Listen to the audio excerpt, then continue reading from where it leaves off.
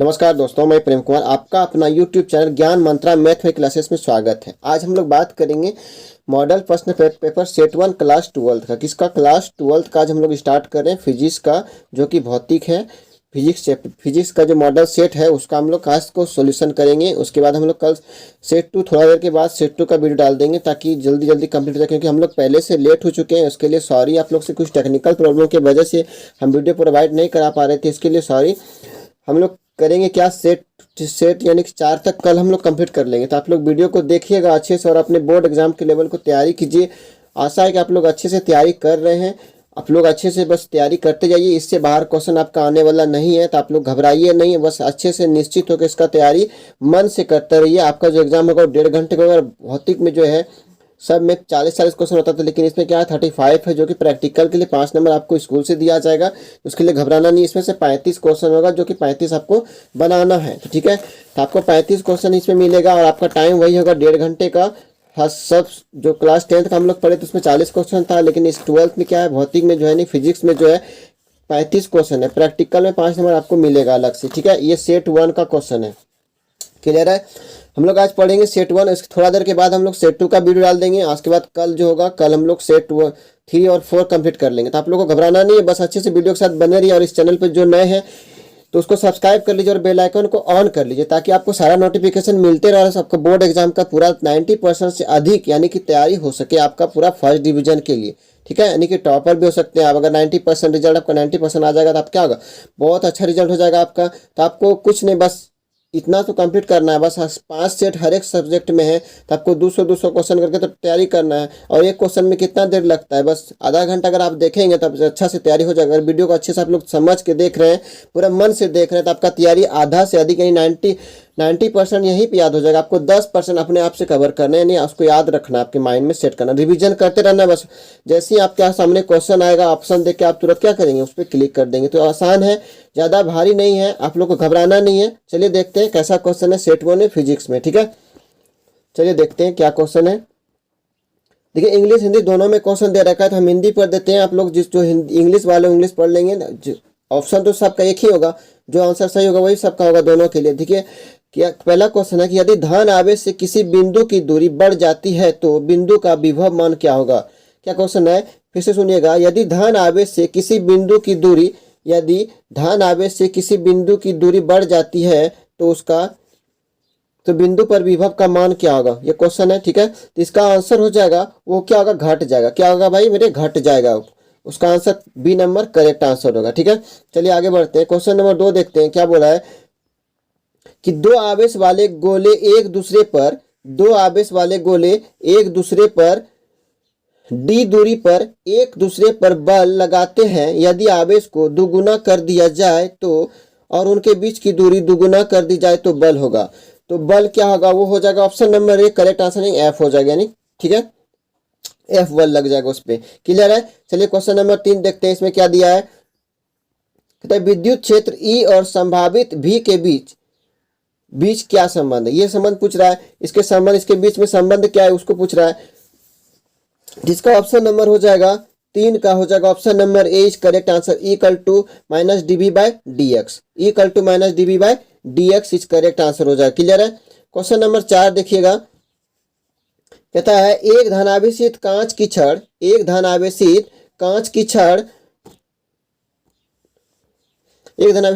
छड़ किसी वस्तु को आकर्षित करती है तो वस्तु होनी चाहिए। वस्तु क्या होना चाहिए, ऋणात्मक होना चाहिए, अनावेशित होना चाहिए, ऋण आवेशित या अनावेशित, एक चुंबक होना चाहिए। इसमें करेक्ट आंसर हो जाएगा 4 का हो जाएगा ऋण आवेशित। क्या हो जाएगा, option number A correct answer होगा, ऋण आवेशित होगा। ठीक है, क्लियर है? क्वेश्चन नंबर 5 देखिएगा, क्या बोला है कि यदि एक समांतर प्लेट संधारित्र की प्लेटों के बीच एक परावैद्युत डाला जाए तो उसकी धारिता का मान क्या होगा। फिर से सुनिएगा, क्या बोला है क्वेश्चन कि यदि एक समानांतर प्लेट संधारित्र की प्लेटों के बीच एक परावैद्युत डाला जाए तो उसकी धारिता का मान क्या होगा।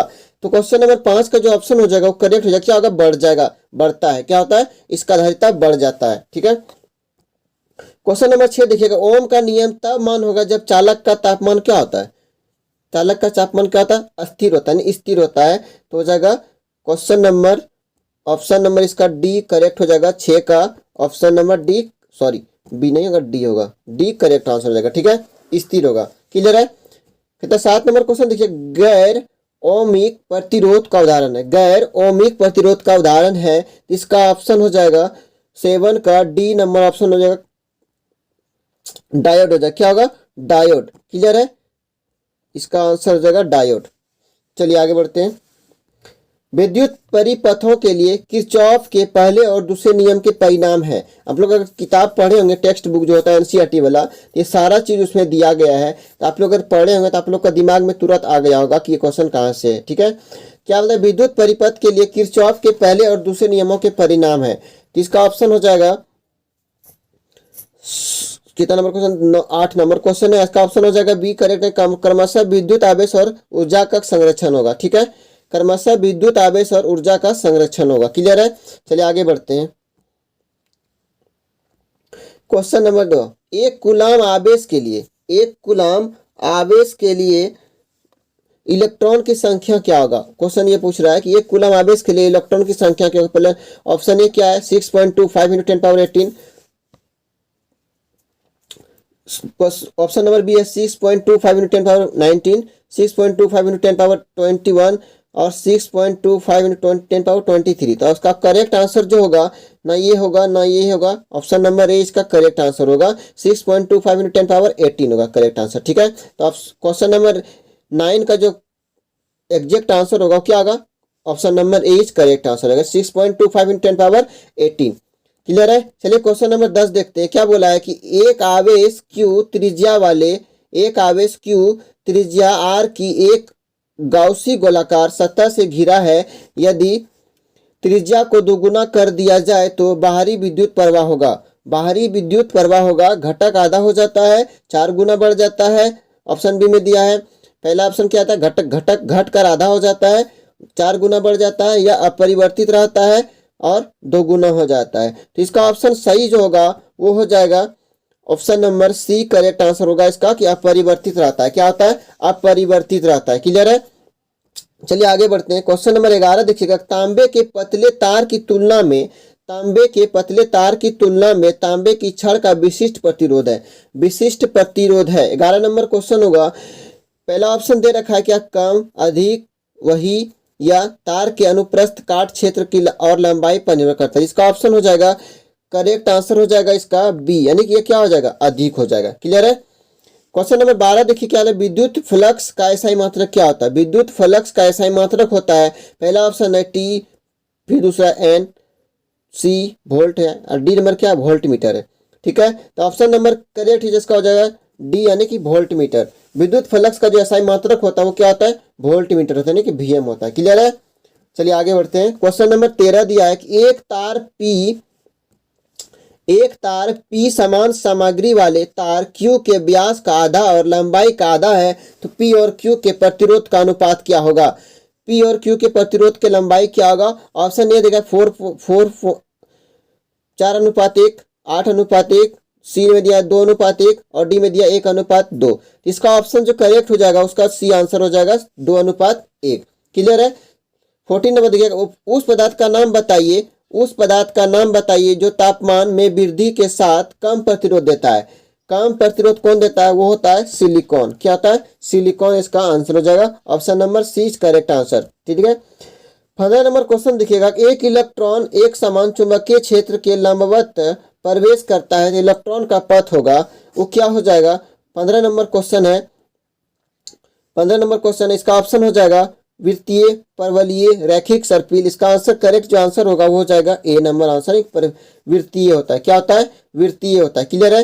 चलिए आगे बढ़ते हैं। कहता है कि यदि ई ए अपनी अक्षीय रेखा, यदि अपनी अक्षीय रेखा पर एक बिंदु पर एक छोटे द्विध्रुवीय की विद्युत क्षेत्र की ताकत हो और ई समान दूरी पर भूमध्य रेखा पर हो, तो इसका आंसर क्या हो जाएगा? E equal to 2EA, E A equal to 2EA, C option है ई ए इक्वल टू ई, और इनमें से कोई नहीं। तो इसका आंसर हो जाएगा 16 का जो होगा आंसर हो जाएगा सी करेक्ट आंसर होगा, ई A equal to E. Clear है। कैपिटल ई ए स्मॉल ए है, इक्वल टू में क्या है? कैपिटल ई और स्मॉल ई।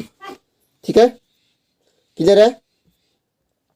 आगे बढ़ते हैं, क्या बोला है कि एक ही दिशा में धारा प्रवाहित करने वाले दो समानांतर चालक होंगे। एक ही दिशा में धारा प्रवाहित करने वाले दो समानांतर चालक होंगे, वो क्या होगा? और इसका पहला ऑप्शन क्या है, एक दूसरे को आकर्षित करेंगे। फिर दूसरा ऑप्शन है बी, एक दूसरे को प्रतिकर्षित करेंगे। सी नंबर, ना तो आकर्षित करेंगे ना प्रतिकर्षित करेंगे, इनमें से कोई नहीं। तो इसका करेक्ट आंसर हो जाएगा 17 का, इसका ऑप्शन नंबर बी हो जाएगा, एक दूसरे को प्रतिकर्षित करेंगे। Option number B correct answer हो जाएगा। क्लियर है? चलिए आगे बढ़ते हैं, 18 नंबर क्वेश्चन देखते हैं।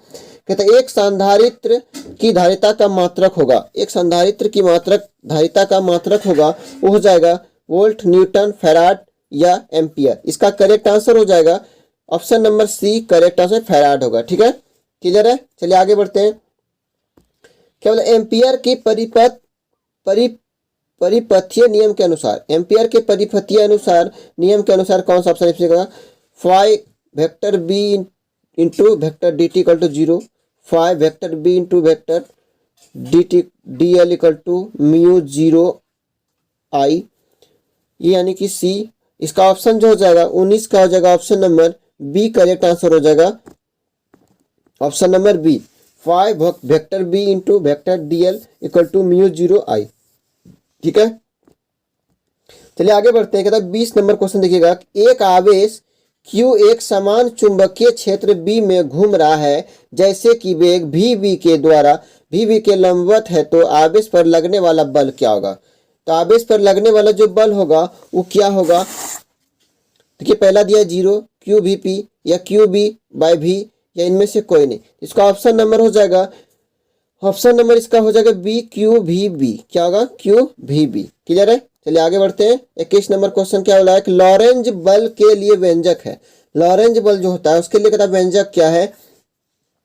तो लॉरेंज बल के लिए व्यंजक होगा E equal to F equal to Q, E दिया है। बी नंबर ऑप्शन दिया है कि F equal to Q B into V, और सी नंबर ऑप्शन है कि F equal to Q E plus भी into B, D number option है F equal to Q E plus भी इंटू बी। इसका ऑप्शन नंबर करेक्ट हो जाएगा किसका? सी नंबर आंसर हो जाएगा इसका कि F equal to Q into E plus भी इंटू बी। क्लियर है? Option number C correct answer होगा। क्लियर है? चलिए आगे बढ़ते हैं। क्वेश्चन नंबर 22, चुंबकीय विद्युत रेखा पर नमन कोण का मान क्या होगा? पर नमन कोण का मान क्या होगा? तो वो हो जाएगा ऑप्शन नंबर इसका जो होगा करेक्ट आंसर होगा ए होगा, 0 डिग्री होगा। क्या होगा? 0 डिग्री होगा। क्लियर है? चलिए आगे बढ़ते हैं। 23 नंबर क्वेश्चन नंबर 23। ठीक है, तो जिस स्थान पर क्वेश्चन नंबर 23 लिख देते हैं। कहता है जिस स्थान पर पृथ्वी के चुंबकीय क्षेत्र का क्षैतिज घटक ऊर्ध्वाधर घटक के बराबर हो, तो उस स्थान पर नमन कोण क्या होगा? उस स्थान पर नमन कोण क्या होगा? तो वो हो जाएगा ऑप्शन नंबर सी, 45 डिग्री। ठीक है, ऑप्शन नंबर सी क्या होगा? 45 डिग्री हो जाएगा। करेक्ट आंसर इसका 45 डिग्री होगा। 24 देखिएगा। एक छड़ चुंबक के अंदर बल की चुंबकीय रेखाएं क्या होगा? इसमें पहला ऑप्शन दिया मौजूद नहीं है। बार चुंबक के अनुप्रस्थ काट के क्षेत्र पर निर्भर करता है। चुंबक के एन ध्रुव से एस ध्रुव तक है। डी चुंबक के एस ध्रुव से एन ध्रुव तक है। इसका जगह 24 का जो ऑप्शन होगा इसका जगह डी नंबर, यानी कि चुंबक के एस ध्रुव से एन ध्रुव तक होता है। Clear answer? ठीक है, आंसर नंबर करेक्ट हो जाएगा ऑप्शन नंबर डी। ठीक है, क्लियर है? चलिए आगे बढ़ते हैं। 25 में दिया है क्या? पृथ्वी के चुंबकीय तत्व है वो क्या होगा? पहला है लोहा, निकेल और cobalt. B number option aluminium, चांदी और सोना। 3 नंबर है 3 राशियों जो पृथ्वी के चुंबकीय व्यवहार का वर्णन करती है, और डी इनमें से कोई नहीं। तो ऑप्शन नंबर 25 का जो करेक्ट आंसर होगा सी हो जाएगा, 3 राशियों जो पृथ्वी के चुंबकीय व्यवहार का वर्णन करती है। तो option number C correct answer हो जाएगा। ठीक है, चलिए आगे बढ़ते हैं। 26 नंबर क्वेश्चन दे, एक 50 mH कुंडली में 4A की धारा होती है, तो इसमें जूल में संग्रहित ऊर्जा होती है। वो हो जाएगा ऑप्शन नंबर इसका करेक्ट हो जाएगा। पहला ऑप्शन क्या दिया? 0.4 joule, B number 4 joule, 8 joule और 0.04 जूल। इसका ऑप्शन हो जाएगा एक करेक्ट आंसर हो जाएगा 0.4 जूल। ठीक है, करेक्ट आंसर है। चलिए आगे बढ़ते हैं। सत्ता से प्रेरित विद्युत वाहक बल की ध्रुवता किसके द्वारा पाई जाती है? प्रेरित विद्युत वाहक बल की ध्रुवता किसके द्वारा पाई जाती है? बायोटेक सर्वट के नियम, बी नंबर ऑप्शन फ्लेमिंग का दायां हाथ के नियम, लेंज का नियम, एम्पियर के परिपथ के नियम। तो 27 का जो ऑप्शन हो जाएगा वो जाएगा सी, लेंज के नियम। किसका नियम? लेंज के नियम के अनुसार हो जाएगा। क्लियर है? चलिए आगे बढ़ते हैं। 28 में देखिए क्या दिया है कि एक प्रोटॉन, एक ड्यूटेरॉन और एक अल्फा कण में समान गतिज ऊर्जा होती है जब एक सामान्य चुंबकीय क्षेत्र लगाया जाता है तो उनके पथों की त्रिज्या की तुलना करें। इसका पहला ऑप्शन है 2:√2:1। बी नंबर ऑप्शन है कि 1:2√2:1।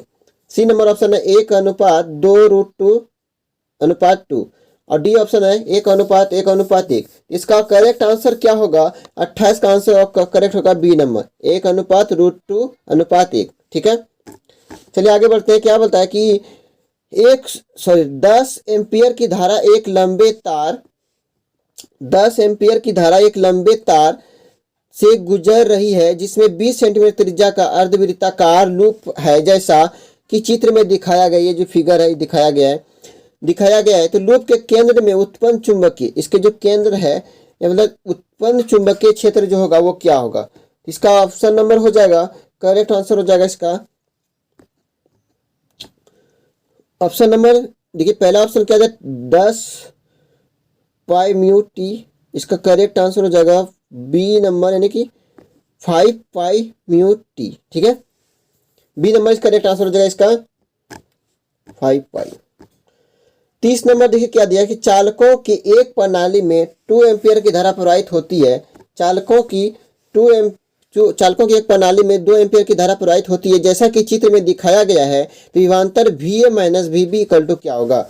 VA minus VB equal to क्या होगा? इसमें न्यूमेरिकल वाला क्वेश्चन है, थोड़ा सा इसको व्हाइट बोर्ड पे अगर होगा फिर से हम बता देंगे। इसका जो वोल्ट पता करना है क्या होगा? इसका ऑप्शन नंबर ए करेक्ट होगा कि ये 2 पॉजिटिव होगा। ठीक है, यानी कि +2 भी होगा। Clear answer option number A correct answer हो जाएगा कि +2 भी इसका हो जाएगा। क्लियर है?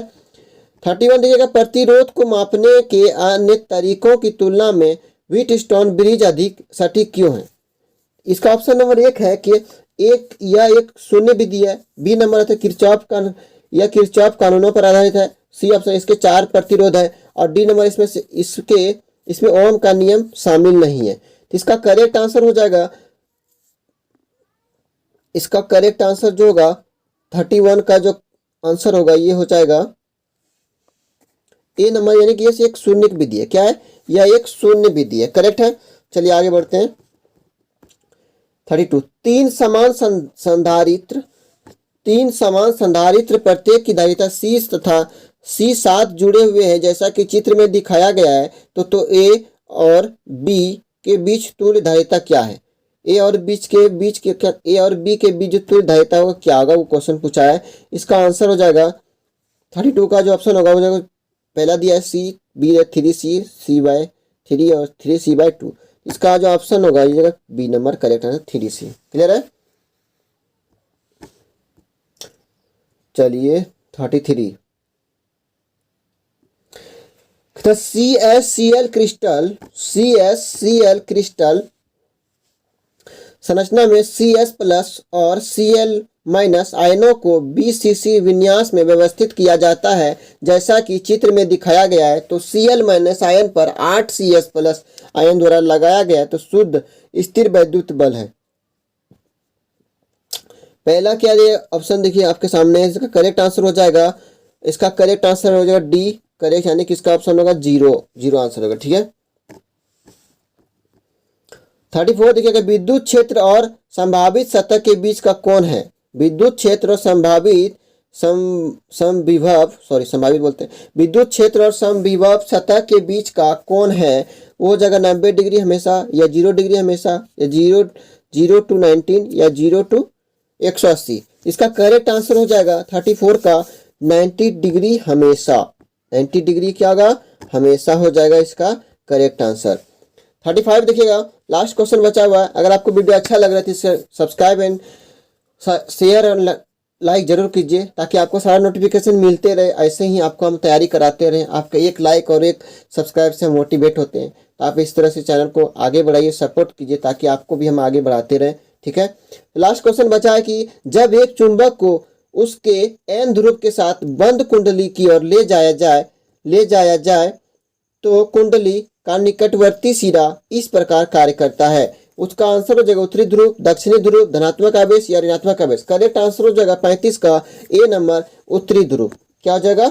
उत्तरी ध्रुव। चलिए सेट 1 आपका कंप्लीट हो गया, द इंड हो गया इसका। आप लोग अच्छे से तैयारी कीजिए और बोर्ड एग्जाम के लिए तैयार रहिए। जो आपका एग्जाम होने वाला है उसके लिए आप लोग पूरा से तैयारी कीजिए अच्छे से। हम लेट हो चुके हैं थोड़ा सा, बस आपको शाम तक और एक सेट कंप्लीट करा देंगे और कल हम फिर से 2 सेट करा देंगे। जिस तरह आपका फिजिक्स और हम मैथ का भी सॉल्यूशन करा रहे हैं इसका।